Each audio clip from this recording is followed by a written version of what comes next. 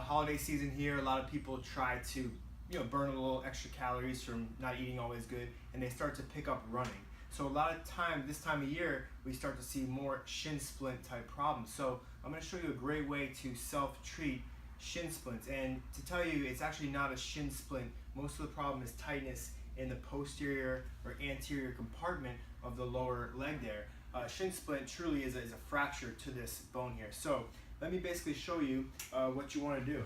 So right here is the tibia. So that's kind of the divider. So I look at the tibia and I just get to the back of it and I say, does my hand get easily in between this muscle and the tibia? So it should kind of fall easily, and I'm looking for that nice division.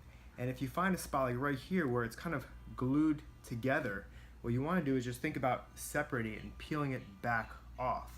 So it's really a flat pressure. You're pushing down that way and just trying to pull that fascia kind of back off the bone. So you're increasing some space in the posterior compartment or the fascia that covers all this muscle.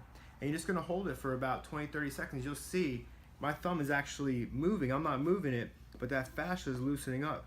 So I started here and now it's moving outward. So as I get in there, now I'm having more of a space in between that bone and that muscle, and that's kind of helping with my shin splint. So the same thing you can do on this anterior compartment.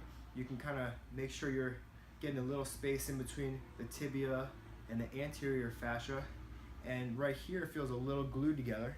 So I'm just going to hold my hand down there and try to separate or pull it off, and just with the flat contact, just push that in the direction away from where it's kind of tight. And that's really it. And you'll notice that hand sliding, that fascia is loosening up.